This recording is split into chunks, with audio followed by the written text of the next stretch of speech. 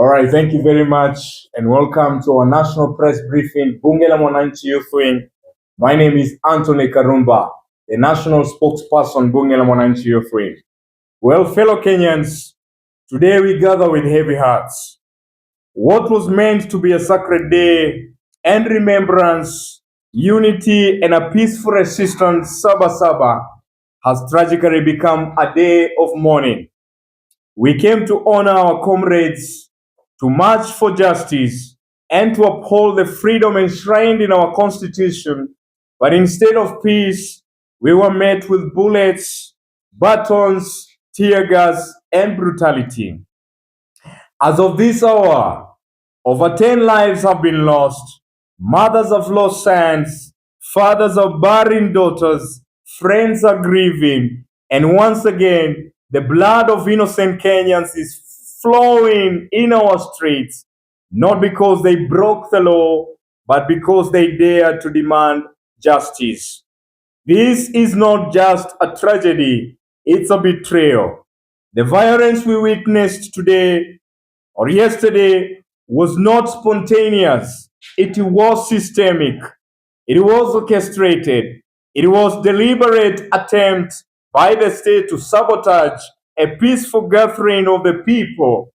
It is now clear our cry for justice are being answered with coordinated suppression.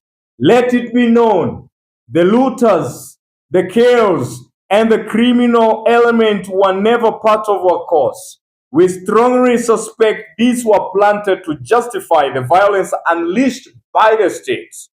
Let it be known, we are not afraid. Is this the Kenya we fought for? Is this the Kenya our forefathers fought for? We ask today in pain and defiance, is this the Kenya we fought for? A nation where police shoot up peaceful protesters, where voicing your dissent makes you a target, where abductions happens in silence and grief finds no justice. This is not just state overreach. This is state violence. This is systemic oppression. And it is now a tradition every time the people speak. How ironic that a government which rode into power under the banner of God and the church has now turned its back on both. They have silenced the voices of faith, mocked our cries, and forgotten the very God they once invoked. But we, the young people, they forget, have not forgotten. We still believe, we still hope, we still stand. And power belongs to the people. Power still belongs to the people. To the grieving families, we see you. To the wounded, we walk with you. To the arrested and the missing, we are fighting for you. This is not the end. This is the beginning of a greater awakening. Like David before Goliath, we may look small, but we are not weak.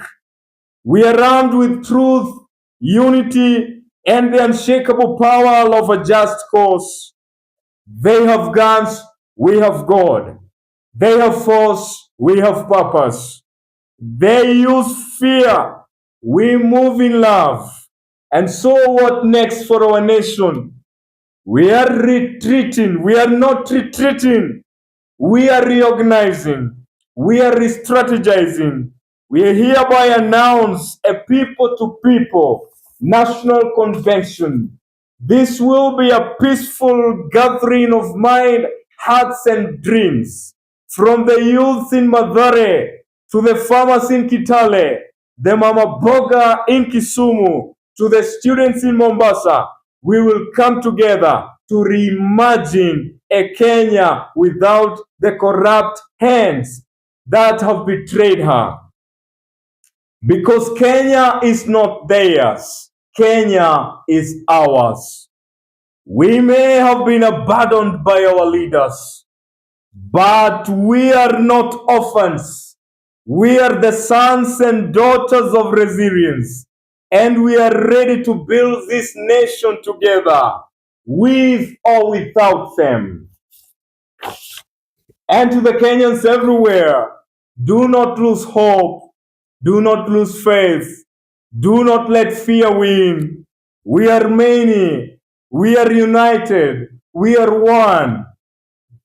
Let them hear us not with screams but with our structures.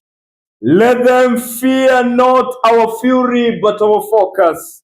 Let them realize we are not just protesting, we are preparing. A new dawn is coming. Kenyan people, a new dawn is coming. The God of justice does not sleep. The future belongs to the brave. The future belongs to us. A luta continua. Vuta ni kuvute. The power still belongs to the people. And we will add by saying this. You see, this is a very sad moment, very drastically sad, that yesterday we had to experience such agony as the people of Kenya, both innocent Kenyans who were going to their jobs and innocent protesters and patriots who had come together with a name of commemorating our heroes and fighting for their justice. But police barricaded all the roads leading to the cities. Now, we witnessed the most heinous deaths yesterday. Our people have been killed, innocent Kenyans, likes of this Brian, Kimutai in Kitengela. We want to say what we witnessed yesterday. It is rather than obvious that government is against its own people. Government wants to introduce enmity. The other time we had the CS for Interior Murkomen declaring and issuing shoot to kill orders. We didn't know that it was to be operational that soon. It started working yesterday. You killed innocent souls, innocent people whose only fault was coming out to join their fellow Kenyans in fight for justice, in fight for accountability, transparency, and good governance. The fact remains, you cannot pacify your evils. We still stand strong as the youth and the young people of this nation. Inasmuch as you subject us to the fear, we will not be intimidated. If there is anything we fear, it is the fear itself. This is our country. We have no other nation. And if you think it's the end, this has now marked the zealous beginning of a new dawn for this nation. The young people, Gen Zs, millennials, young dreamers, all over the country of Kenya, we must come out strongly and say no to bad governance. We must say no to these extrajudicial killings. What fault did these over 10 people you killed yesterday do? This is seriously a state of really, we need to come together as Kenyans, the Church of Kenya, the people of Kenya, good people of goodwill, business community, everybody, farmers, business community, every person, we've been touched. And don't say that this is not for you, because yesterday they killed innocent souls. They are still continuing with killings and abductions. Now, it is a state where we are asking ourselves as the young people, who are we going to cry to? Our own governments. They were taken to power through church and through the name of God. Now they have forgotten and they are killing the innocent blood. That the only fault is coming together with the solidarity and good intention to have a good Kenya where we can be given opportunity based on our merits. Now, more than ever before, good people of Kenya, let us stand together in unity. Let us say no to these bad governors, and we maintain the tongue until we see a change. We will bring that change. And with me here, of course, it's my Secretary General, Joshua Nyajong. Let's hear his input. Thanks the member of the Fourth Estate I want to say to one Raila Amolo Odinga and the political class that we have been with you in this journey. We have been with you in the struggle. We know yesterday we were remembering our comrades who fought for appeal of Section 2A of our 2010 the old constitution. And I want to tell you that actually what happened yesterday, as we are remembering our comrades, it's not what will make any other Kenya be happy with what's going on in our country. And we are not today. We are not gathered here because it's through nostalgic or we are happy with what's happening in our country.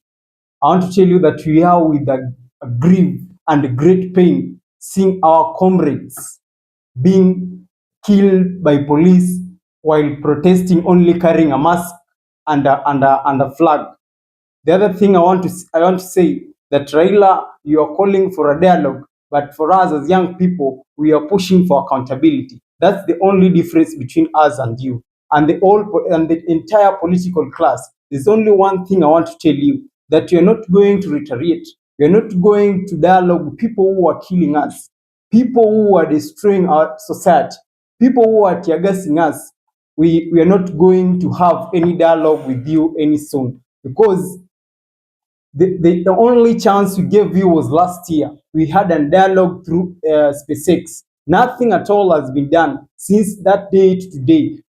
Still the police brutality, abduction are still going on. So what else? What you want, it's accountability. There is no any other further discussion or engagement if you can't be accountable for what we discussed in our previous dialogue.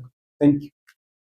All right, and of course, let's hear from one. We call him Major, the head of operations. What do you have to say? Comrades, power. Power. Comrades, power. Power. We are so saddened for what we are seeing in our country.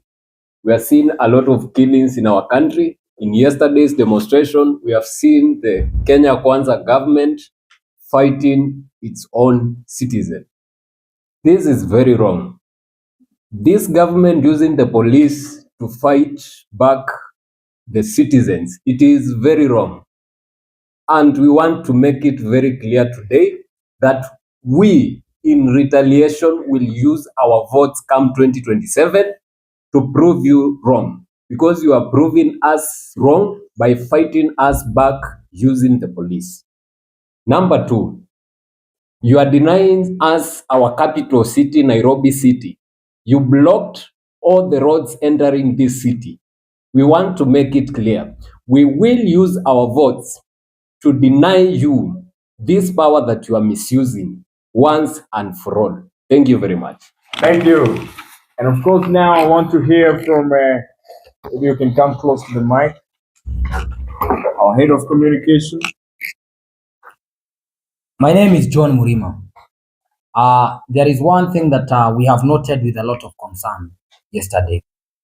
We noticed the revival of a very brutal force, the Subaru boys. And we saw in everywhere they went, there was a trail of death. And it seems that the government has chosen power over the truth. And we say to them that regimes have come and gone. Such men have come and gone. But the youth of Kenya will always live and will live to see another day, which is a brighter day. And now, another major issue that we want addressed immediately is that everything before we go to the negotiation table, before even we talk about any negotiations, everything we talked about last year we must see a lot of goodwill from every counter in this country, because as we have said, we are focusing on people to people dialogue first. We need to dialogue with our citizens in order to understand what are the grievances that we have internally, so that now, because without that, without the people to people convention, without the political class, because we have noticed any time we try to have any conversation in this country revolving anything, when the political class is introduced, they always politicize it. And that is why we are calling for people to people convention first. led by the Bunge la Wananchi Youth Wing. Asanteni sana. Thank you very much. Let's now hear from our own organizing secretary. Thank you very much. I am Mwangi. And yesterday we witnessed a police protest. It was not even Sabasaba, but I thought yesterday it was Sabasaba for the police. And I came to ask myself one question. Since when the police started going to demonstrate? Since when? I know the only way a police can protest is going a go-slow. But yesterday I saw him in the road. But what we are fighting, we want to tell these police officers that what we are fighting, it entitles you also. You also need us, and we also need you. And we want to ask the state, tafadhali angalieni pale Kiganjo mukitrain hawa watu. We have come to understand that the problem comes from where these people get training. I think how comes a person, people driving 8 Subarus, they went to Kitengera, shot someone. They went to Kangemi, we had gunshot, and they went to Gong, and that just shot. Where is humanity?